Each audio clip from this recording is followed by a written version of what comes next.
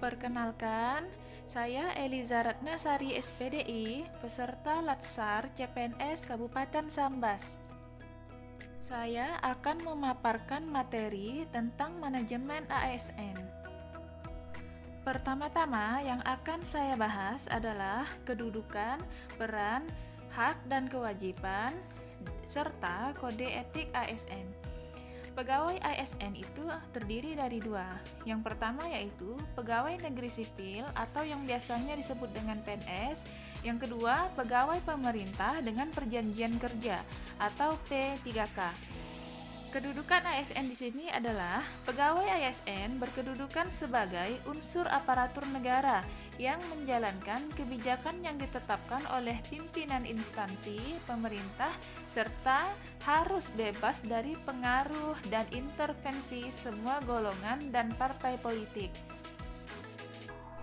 PNS memiliki hak dan kewajiban. PNS berhak memperoleh gaji, tunjangan, dan fasilitas, cuti, jaminan pensiun dan hari tua, perlindungan, dan pengembangan kompetensi. Sedangkan hak PPPK, gaji dan tunjangan, cuti, perlindungan, dan pengembangan kompetensi. Berikutnya yaitu kewajiban pegawai ASN. Yang pertama, setia dan taat pada Pancasila, UUD 1945, NKRI, dan pemerintah yang sah. Berikutnya, menjaga persatuan dan kesatuan bangsa, melaksanakan kebijakan yang dirumuskan pejabat pemerintah yang berwenang, mentaati ketentuan peraturan perundang-undangan, melaksanakan tugas kedinasan dengan penuh pengabdian, kejujuran, kesadaran, dan tanggung jawab, menunjukkan integritas dan keteladanan dalam sikap, perilaku, ucapan, dan tindakan kepada setiap orang, baik di dalam maupun di luar kedinasan. Menyimpan rahasia jabatan. Yang berikutnya yaitu bersedia ditempatkan di seluruh wilayah negara kesatuan Republik Indonesia. Seorang ASN memiliki kode etik dan kode perilaku yang bertujuan untuk menjaga martabat dan kehormatan ASN. Fungsi kode etik ASN adalah sebagai berikut.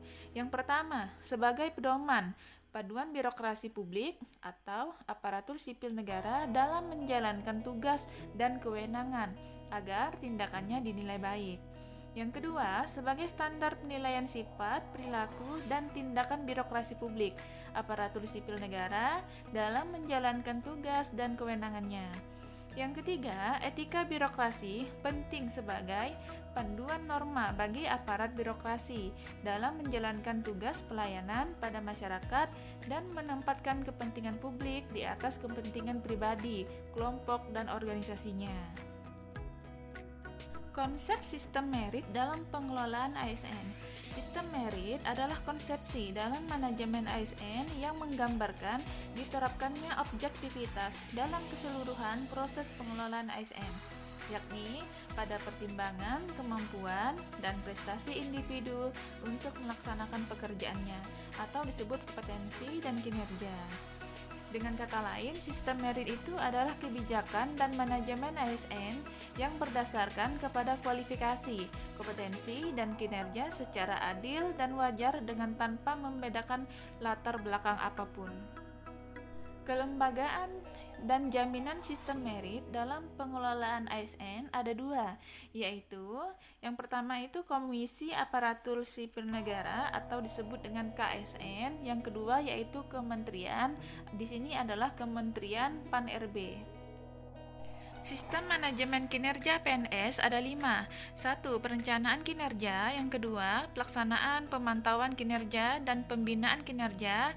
Yang ketiga, penilaian kinerja. Keempat, tindak lanjut. Yang kelima adalah sistem informasi kinerja PNS.